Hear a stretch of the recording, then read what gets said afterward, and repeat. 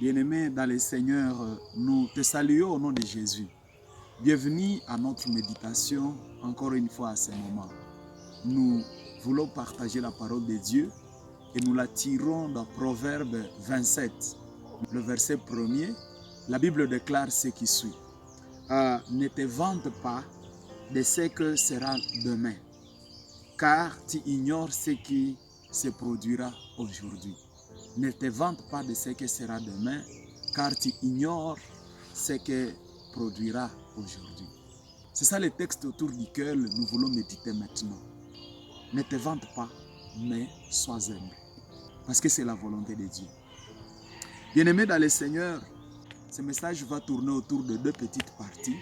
La première partie, nous voulons nous exhorter autour de demeure humble, il y a des choses que tu ne maîtrises pas. C'est une invitation de la parole de Dieu. Chaque homme sur la terre ne maîtrise pas tout ce qu'il y a autour de lui et même pas tout ce qu'il y a sur soi. Et c'est pour cette raison que chacun de nous doit demeurer humble, doit refuser de se vanter. Parce que nous connaissons juste une minuscule des choses et la grande partie des choses, nous ne la connaissons pas. Et même sur nous-mêmes, nous sommes en train de les renforcer. Bien-aimés dans le Seigneur, l'être humain n'a aucun contrôle de son futur ou de son lendemain.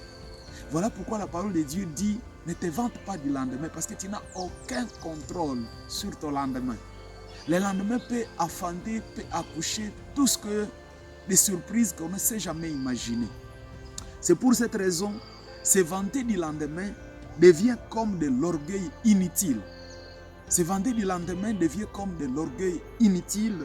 Cependant, nous devrions nous vanter de ce que Dieu peut seulement faire et de ce qu'il a fait dans notre vie.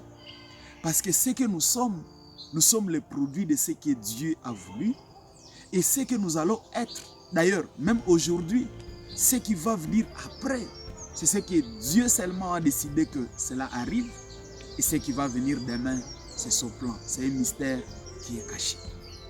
Bien-aimés dans le Seigneur, tout notre avenir dépend de la souveraineté de Dieu. Tout notre avenir dépend de la souveraineté de Dieu. C'est un hasard de se vanter du lendemain.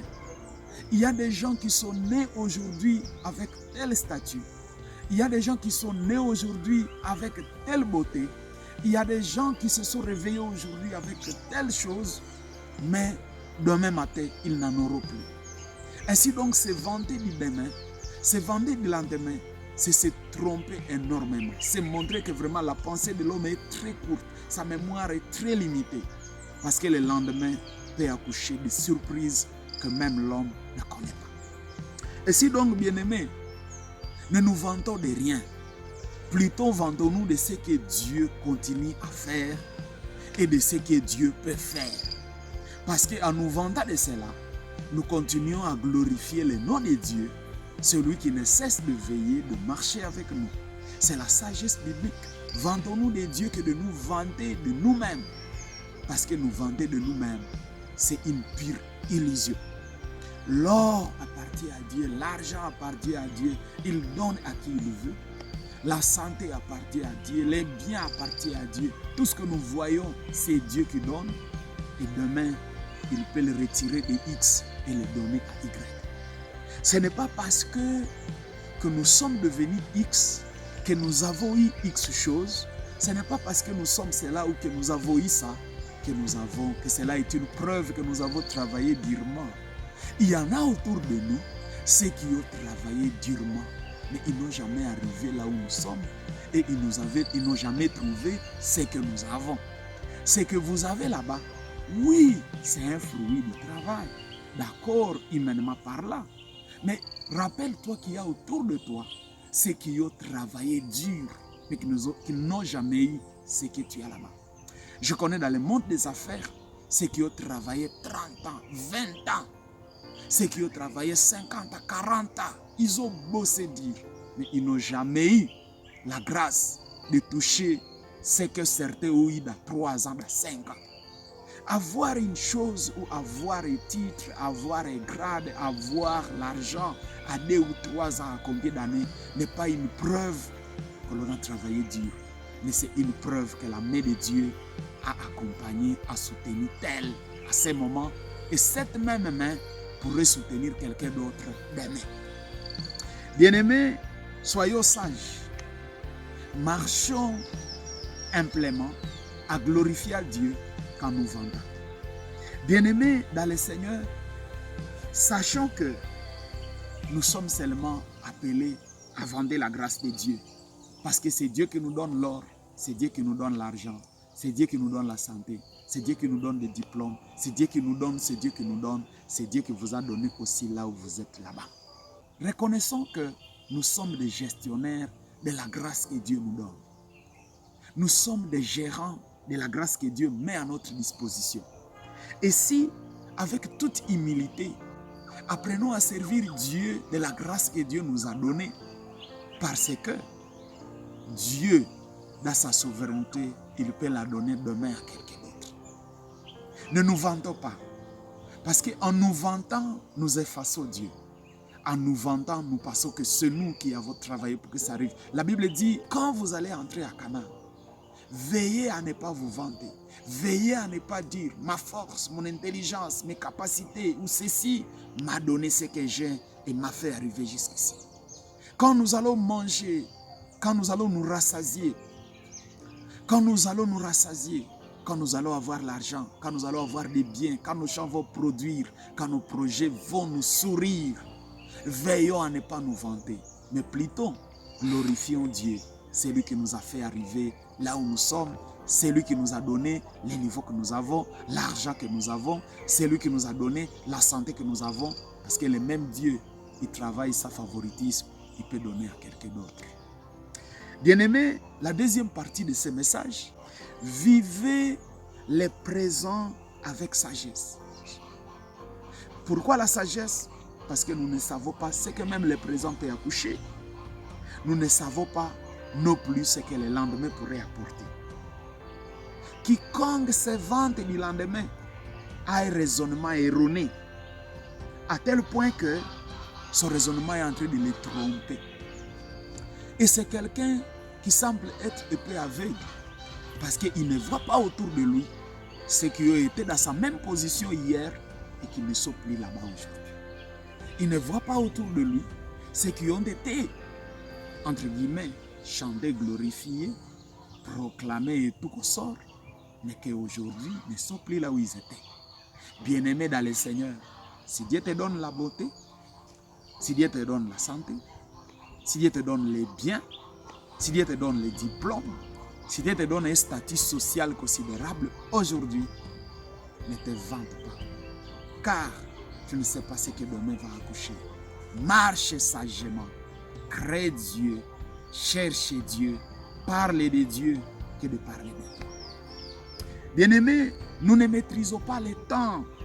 C'est temps que Dieu nous donne, voilà ce qui nous appartient. C'est temps que Dieu nous donne, voilà ce qui nous appartient. Tout ce que nous faisons aujourd'hui, faisons-le pour le bien-être des autres. Faisons-le pour la gloire de Dieu.